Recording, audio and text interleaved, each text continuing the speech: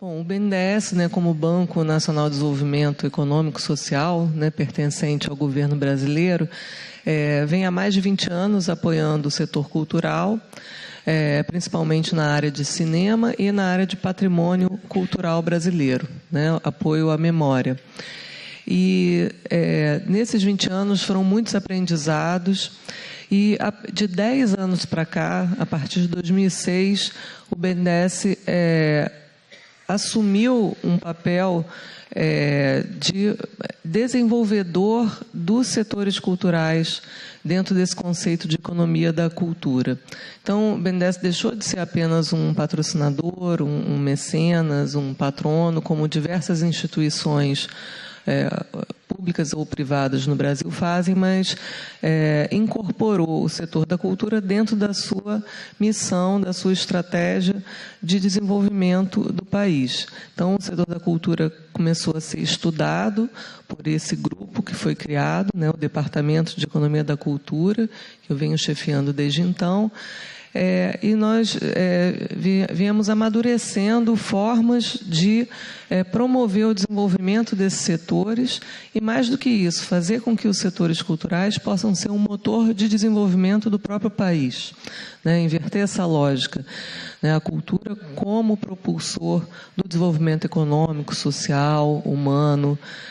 no nosso país. Bom, do lado das empresas do setor cultural, o BNDES, então, passou a oferecer linhas de crédito de longo prazo, instrumentos financeiros que são instrumentos que inexistiam no Brasil para essas empresas e que passaram, então,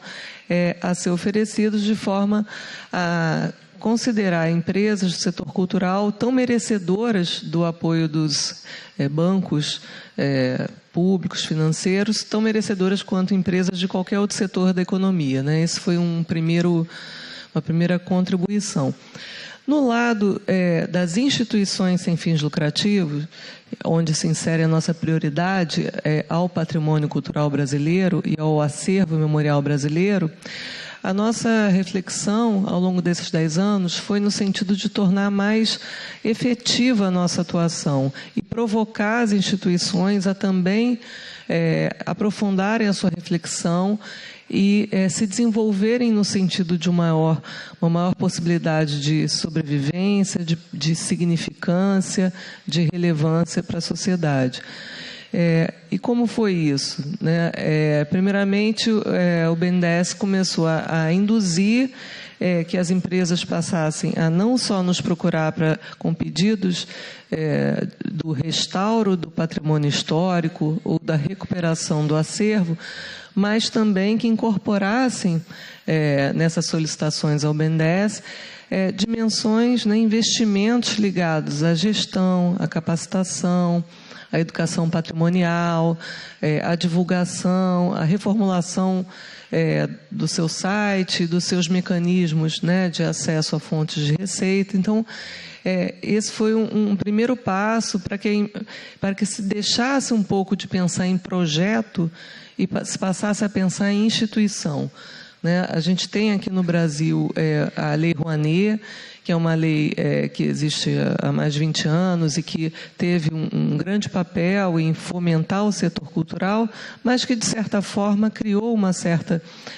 certo viés, uma certa dependência do setor, numa certa ótica dessa lei, que é para financiamento de projetos culturais. Quando a gente fala de instituições ligadas a patrimônio histórico, instituições guardiãs de acervos, são instituições perenes, onde os projetos são de grande envergadura e de longo prazo.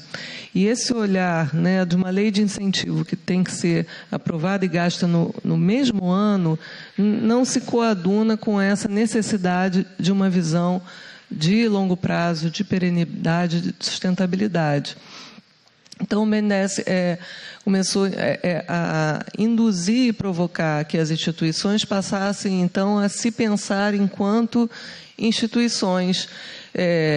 cuja missão é ser guardiã de um patrimônio, seja um prédio histórico, seja um acervo histórico. E essa missão, né, de guardiã desse prédio histórico, do acervo histórico, só se concretizará se a instituição estiver viva e tiver capacidade de se sustentar, de repercutir com a sociedade e de conseguir fazer essa troca com a sociedade. E com isso chegamos, então, nessa grande conclusão, essa grande percepção de que os modelos de sustentabilidade financeira hoje das instituições culturais brasileiras precisa ser repensado, precisa ser revisitado, precisa ser enriquecido.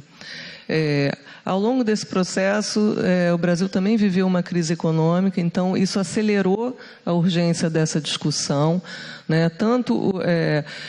os governos federais, estaduais, municipais estão com maiores restrições de recursos, quanto as empresas patrocinadoras da Lei Rouanet também reduziram seus lucros e têm menos possibilidades de apoio. Então, esse amadurecimento que já vinha de longa data se tornou mais urgente. Nesse processo,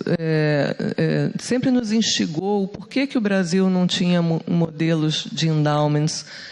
que são tão comuns, né, em outros países, que sustentam as grandes universidades, alguns dos grandes museus e orquestras em outros países, e fomos nos aprofundar, estudar esse assunto. Tivemos nesse caminho algumas instituições que também compartilharam conosco essa angústia e esse conhecimento, e resolvemos unir forças, né? Foi a Levisk Cultura, a Edelman Significa, e o IDES, que é o Instituto para o Desenvolvimento do Investimento Social. E nessa busca, né, de entender o porquê dessa não existência de não ser um modelo comum no Brasil, nós descobrimos que o IDES, que é esse Instituto para o Desenvolvimento Social, já vinha militando em favor da criação ou da regulamentação, ou da melhor regulamentação dos fundos patrimoniais permanentes, né, que é o nome que se deu no Brasil, fundos patrimoniais vinculados, que é o nome que está se dando no Brasil, essa tradução de endowment. E havia, inclusive, uma articulação, um advocacy, que eles estavam fazendo no Congresso, no Senado, né, existiam projetos de lei que começaram a ser tramitados, relativos mais à questão das universidades, onde, por ação do IDES, foram incorporados, então, o segmento social e ambiental, etc., entre os quais se inclui o setor da cultura. Então, tendo conhecimento, né, desse caminho que já estava trilhado e de o quanto as instituições que estavam preocupadas com isso não estavam dialogando, nós resolvemos fazer um fórum, que é o que a Lucimara mencionou, chamado primeiro Fórum Internacional de Endowments Culturais, que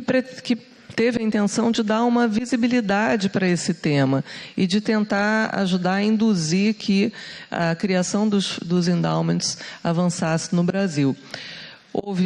Isso aconteceu esse ano, houve um primeiro evento de validação dos trabalhos em julho, e na semana passada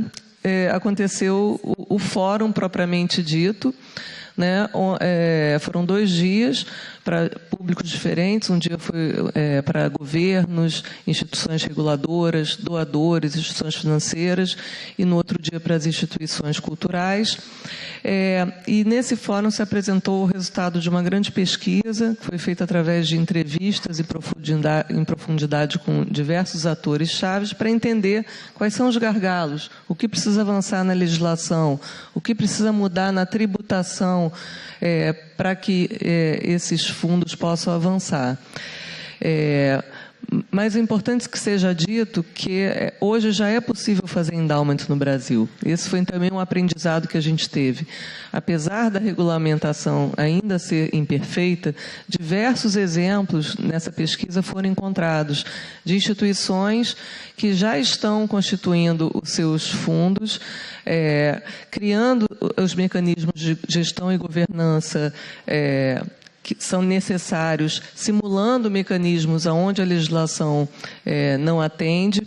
Então, um dos produtos desse fórum, que vai ser divulgado por meio de materiais, guias, isso vai ser divulgado até o início do ano que vem, os produtos desse fórum são um apanhado de diretrizes do que precisa avançar nessa área regulatória, tributária, para ajudar a dar visibilidade a esse tema e engajar governos, legisladores e instituições nessa causa. O outro seria também diretrizes de questão de gestão e governança que as instituições precisam ter para constituir os seus endowments.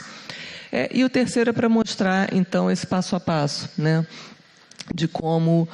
o que fazer se você quiser constituir seu endowment hoje. Então, a gente tem, assim, esperança que a gente esteja dando uma contribuição para que esse tema possa avançar no Brasil e que a gente possa ter mais um tripé dessas fontes de receitas, né? A gente costuma dizer assim, o endowment ele não é uma panaceia, né? Ele não vai ser a única solução para as instituições, mas certamente ele tem que fazer parte desse cardápio,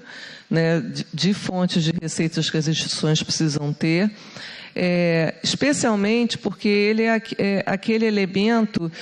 estável que garante a perenidade da instituição, né? Porque o endowment nada mais é do que um volume de recursos segregado, né, num patrimônio, como se fosse um trust, né, onde a instituição vive dos rendimentos daquele principal. Portanto, ele garante a perenidade e tem vários exemplos internacionais muito antigos, aprendemos muito durante esse fórum e que nos dá essa esperança de que isso possa vir a fazer parte desse cardápio de soluções para a perenidade das instituições sem fins lucrativos no Brasil. Muito obrigada, Luciane BNDES.